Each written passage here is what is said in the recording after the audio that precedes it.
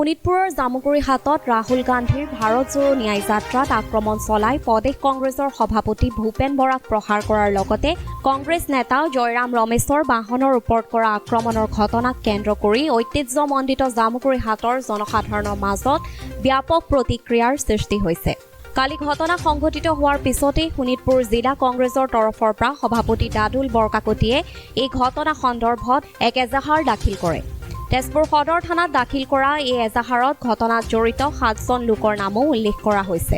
এজাহাৰত উল্লেখ কৰা 7জন ব্যক্তি হৈছে জামুগুৰি হাটৰ পানপুৰৰ পবিত্ৰ দাস, তেজপুৰৰ নেপালীপট্টিৰ মহম্মদ ইমামুদ্দিন, জামুগুৰি হাটৰ বাকুলাৰ বুলু আহমেদ, জামুগুৰি হাটৰ ননকে গটাইমাৰী মেহবুব আলম, জামুগুৰি হাটৰ টুপিয়াৰ ভাস্কৰ শইকীয়া, তেজপুৰ 5 মাইল উৰিয়ামগুৰিৰ জেহেৰুল হক, তেজপুৰ 5 মাইল বৰগুৰিৰ চিৰাজুল ইছলাম। জানিব পৰা মতে তেজপুৰ আৰক্ষীয়ে ইতিমধ্যে গোচৰটো জামুগুৰি আৰক্ষীলৈ হস্তান্তৰ কৰিছে আৰু জামুগুৰি আৰক্ষীয়ে ভাৰতীয় দণ্ডবিধিৰ 143, 341, 325 আৰু 34 নং ধাৰাৰ অধীনত গোচৰ ৰুজু কৰি তদন্তৰ ব্যৱস্থা হাতত লৈছে। অন্যহাতে বাৰেচহৰীয়া ভাওনাৰ দৰে উচ্চস্তৰীয় সংস্কৃতিৰ পীঠস্থান তথা সংস্কৃতিবান অঞ্চলৰূপে খ্যাত জামুগুৰি হাটৰ জনসাধাৰণৰ মাজত এই ঘটনাই স্বাভাৱিকতেই ব্যাপক প্ৰতিক্ৰিয়াৰ সৃষ্টি কৰিছে। কেৱল জামুগুৰিবাসীকেই নহয়, সামগ্ৰিকভাৱে ৰাজ্যবাসীকেই লজ্জানতা কৰা এই ঘটনাক সহজভাৱে ল'ব পৰা নাই জামুগুৰি হাটৰ সচেতন মহলে। এই সন্দৰ্ভত তীব্ৰ প্ৰতিক্ৰিয়া প্ৰকাশ কৰি জামুগুৰিৰ বিশিষ্ট সাংস্কৃতিক কৰ্মী অৰূপ শইকীয়াই এনেদৰে কয়। যোৱাকালি জামুগুৰি বাৰেচহৰীয়াৰ সন্মুখত অসমৰ কংগ্ৰেছৰ মাননীয় সভাপতি ভূপেন বৰা ডাঙৰীয়াৰ ওপৰত যি বৰ্বৰোচিত আক্ৰমণ সংঘটিত হ'ল, সেয়া অতিকে লজ্জাজনক আৰু দুৰ্ভাগ্যজনক। এই আক্ৰমণ কৰিছিলে কেইজনমান বৰ্তমানৰ বিধায়কৰ সমৰ্থককাৰীয়ে আৰু অতি আশ্চৰ্যজনকভাৱে এই আক্ৰমণ কৰোঁতে বিধায়কজন তাত উপস্থিত আছিলে আৰু আক্ৰমণকাৰীসকলক আচলতে কোনো দলৰ সদস্য বুলি ক'ব নোৱাৰি। তেওঁলোক একোজন প্ৰকৃতাৰ্থত দুষ্কৃতিকাৰী বা অতি সৰল ভাষাৰে ক'বলৈ গ'লে একোজন গুণ্ডা। আৰু সেই গুণ্ডা কেইজনৰ পৃষ্ঠপোষক কোন, সেয়া জল পটকৈ আজি ভাঁহি উঠিছে। জামুগুৰিৰ বাৰে চহৰত অহাত কাকো বাধা দিয়াৰ অধিকাৰ কোনো সংগঠনৰ, কোনো তদানীন্তন বিধায়কৰ, কোনো মন্ত্ৰীৰ নাই। বাৰে চহৰ জামুগুৰিৰ এক গণসংস্কৃতি। এই গণসংস্কৃতি সকলোৰে, কাৰো ব্যক্তিগত এয়া নহয়। আমি বাৰে চহৰৰ নামতেই বিশ্বত অসমীয়া সংস্কৃতি বিলীন কৰাৰ, অসমীয়া সংস্কৃতিৰ বাট মুকলি কৰাৰ এক সপোন দেখোঁ। সেই বাৰে চহৰক তেখেতসকলে কালি কলুষিত কৰিলে। ইয়াৰ কাৰণে সকলো অসমীয়া ৰাইজ আজি লজ্জিত। আৰু এই আক্ৰমণ অকল কংগ্ৰেছৰ সভাপতিৰ ওপৰতেই নহয়, আমি কোনো দলৰ ব্যক্তি নহয়, আমি সংস্কৃতিৰ ৰনুৱা বা বনুৱাহে। এই আক্ৰমণ তেওঁলোকে কৰিছে অসমীয়া জাতিৰ ওপৰত, অসমীয়া স্বাভিমানৰ ওপৰত, অসমীয়া সংস্কৃতিৰ ওপৰত।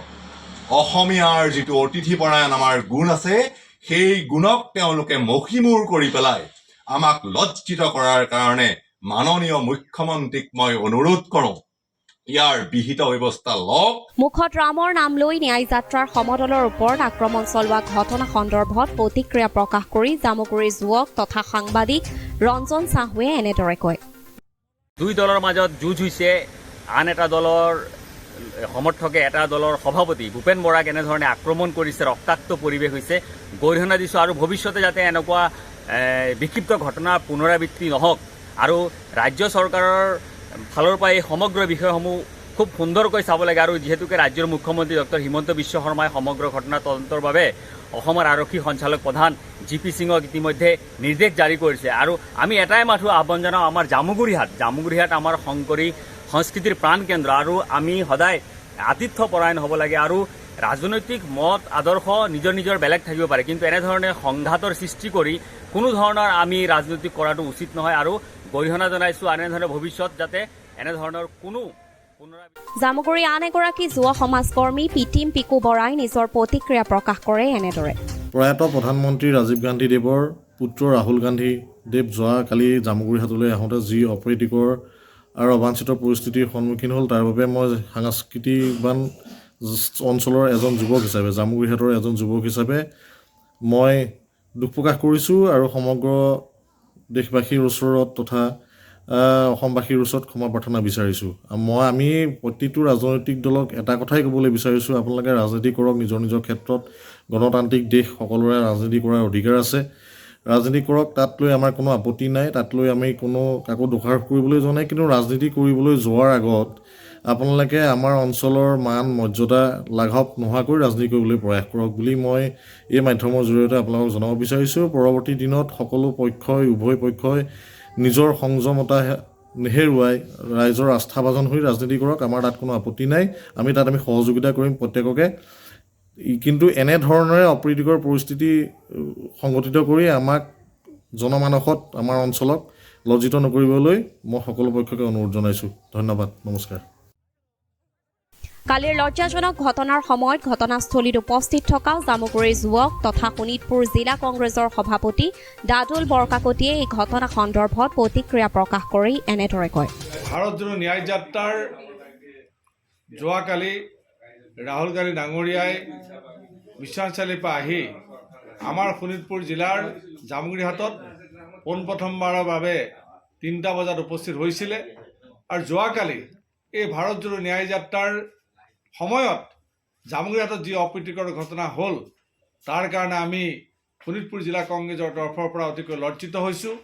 আৰু লগতে যিহেতু মই এগৰাকী জামুগুৰিয়া যুৱক, গতিকে সেই জামুগুৰিয়া যুৱক হিচাপে আজি আমি সঁচাকৈ অতিকৈ লজ্জিত হৈছোঁ।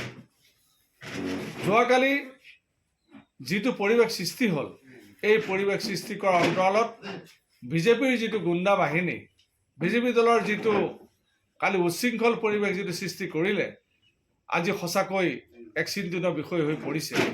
আজি আপোনালোকে নিশ্চয় গম পাইছেই যে যোৱাকালি আমাৰ এই কাৰ্যসূচীৰ সময়ত ৰাহুল গান্ধী ডাঙৰীয়াৰ লগত সন্মানীয় ভূপেন বৰা ডাঙৰীয়া আছিলে, আমাৰ APC সভাপতি, মই নিজে আছিলোঁ। আৰু ভূপেন বৰা ডাঙৰীয়াৰ ওপৰত যি ধৰণৰ আক্ৰমণ হ'ল, ই সঁচাকৈ আজি অসমৰ লগতে আমাকো সচকিত কৰিছে। আজি য'ত এইখন ৰাজ্যত স্বয়ং সন্মানীয় ভূপেন বৰা ডাঙৰীয়াৰ সভাপতিগৰাকীয়ে নিৰাপত্তা নাই, তেতিয়াহ'লে সাধাৰণ ৰাইজৰ নিৰাপত্তা ক'ত? মুখ্যমন্ত্ৰী ডাঙৰীয়াই কৈ থাকে যে সম্পূৰ্ণভাৱে সকলোকে আমি সুৰক্ষা প্ৰদান কৰিম, কিন্তু যোৱাকালি এনে এটা পৰিৱেশ সৃষ্টি কৰা হ'ল য'ত আমাৰ সকলোৱে প্ৰিয় নেতা ৰাহুল গান্ধী ডাঙৰীয়াৰ গাড়ীৰ ওপৰতো আক্ৰমণ কৰিবলৈ এচাম উদণ্ড যুৱকে চেষ্টা কৰিলে।